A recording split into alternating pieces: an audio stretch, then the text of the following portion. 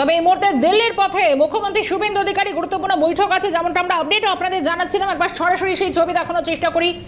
মুখ্যমন্ত্রী শুভেন্দু অধিকারী বিমানবন্দরে পৌঁছে গিয়েছেন, দিল্লি যাচ্ছেন। গুরুত্বপূর্ণ সচিব স্তরে বৈঠক রয়েছে, কেন্দ্রীয় স্বরাষ্ট্র সচিবের সঙ্গে বৈঠক সারবেন। নিরাপত্তা, আইন শৃঙ্খলা এবং অবশ্যই সীমান্ত সুরক্ষা নিয়ে গুরুত্বপূর্ণ ইস্যু আলোচনা হতে পারে আরও একাধিক বিষয় নিয়ে আলোচনা। দিল্লির পথে মুখ্যমন্ত্রী।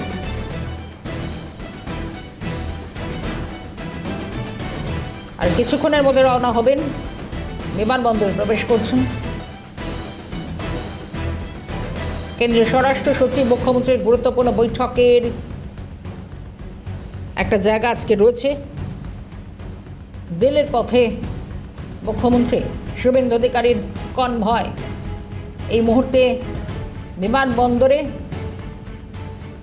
দিল্লির পথে মুখ্যমন্ত্রী শুভেন্দু অধিকারী সচিব স্তরে গুরুত্বপূর্ণ বৈঠকও রয়েছে বলে যেমনটাও জানা যাচ্ছে। খুব গুরুত্বপূর্ণ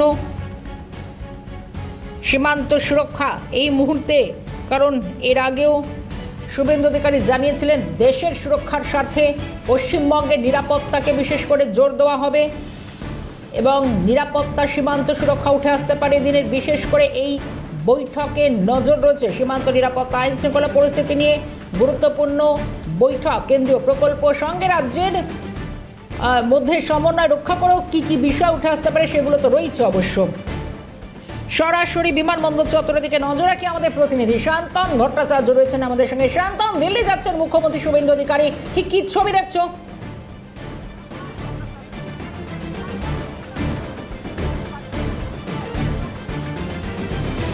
দেখো, একেবারে এই যে মুখ্যমন্ত্রী কিন্তু চিনার পার্কের বাড়ি থেকে সোজা এয়ারপোর্ট অর্থাৎ কলকাতা বিমানবন্দরে তিনি এসে উপস্থিত হয়েছেন এবং যে বিশেষ বিমান, সেই বিমানে তিনি দিল্লির উদ্দেশ্যে রওনা হবেন। যেটা আমরা জানতে পাচ্ছি যে সকাল 11:30টার সময় তিনি দিল্লি যে বিমানবন্দর রয়েছে সেই বিমানবন্দরে অবতরণ করবেন এবং দুপুরে তার একটি বৈঠক রয়েছে। পাশাপাশি কিন্তু একটি চুক্তি তিনি সাইন করবেন কেন্দ্রের সঙ্গে, অর্থাৎ কেন্দ্রীয় স্বাস্থ্যমন্ত্রীর সঙ্গে।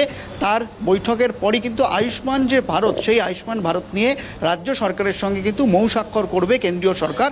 এই আয়ুষ্মান ভারতের মধ্যেই রয়েছে আয়ুষ্মান মন্দির। আমরা জানি যে মহল্লা ক্লিনিকের মতোই এ রাজ্যেও কিন্তু বিভিন্ন জায়গায় ছোট ছোট ক্লিনিক হবে। এই ক্লিনিকগুলোতে সাধারণ মানুষ বিনা পয়সায় তারা চিকিৎসা এবং টেস্ট করাতে পারবেন।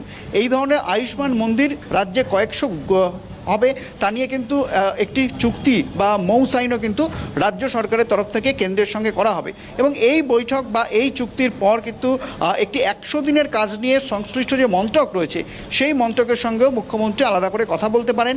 কারণ ঠিক এ রাজ্যে দুর্নীতির জন্য কিন্তু বন্ধ ছিল এই 100 দিনের কাজ।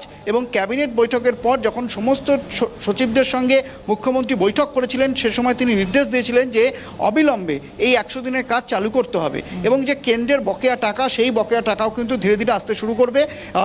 দুটি জেলা মুর্শিদাবাদ এবং দক্ষিণ 24 পরগনা, এই দুটি জেলা বাদে রাজ্যের সমস্তই 100 দিনের কাজ শুরু করার তিনি নির্দেশ দিয়েছেন। এবার এই যে বকেয়া টাকা, সেই টাকা কিভাবে আসবে তা নিয়ে একটি বৈঠক হওয়ার তার কথা রয়েছে।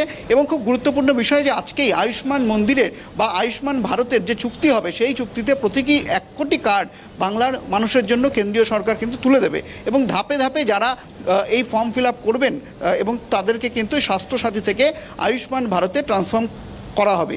এবং এর পাশাপাশি তিনি আজকে কলকাতায় কিন্তু আজই তিনি ফিরে আসবেন, কিন্তু রাজ্যের মুখ্য সচিব এবং ডিজি তারা কিন্তু দিল্লিতে থেকে যাবেন এবং আগামীকাল অর্থাৎ মঙ্গলবার দিল্লিতে একটি উচ্চ পর্যায়ের বৈঠক রয়েছে। আমরা জানি যে দেশের স্বরাষ্ট্রমন্ত্রী অমিত শাহ তিনি 13 এবং 14 জুন বাংলাতে থাকবেন এবং বাংলার বিভিন্ন যে এলাকা অর্থাৎ যে সীমান্তবর্তী এলাকা তিনি পরিদর্শন করবেন। তার আগে একটি উচ্চ পর্যায়ের বৈঠক হবে এবং সেই বৈঠকে থাকবেন কেন্দ্রীয় স্বরাষ্ট্র সচিব। অর্থাৎ মঙ্গলবারও একটি উচ্চ পর্যায়ের বৈঠক রয়েছে। মুখ্যমন্ত্রী ফিরে এলেও সেই বৈঠকে উপস্থিত থাকবেন আমাদের রাজ্যের মুখ্য সচিব এবং ডিজি। এবং এই মুহূর্তে কিন্তু মুখ্যমন্ত্রীর বিমান দিল্লির উদ্দেশ্যে রওনা হচ্ছে। সকাল 11:30টার পর তিনি দিল্লি বিমানবন্দরে নামবেন এবং দিল্লিতে তার বেশ কিছু কর্মসূচি রয়েছে।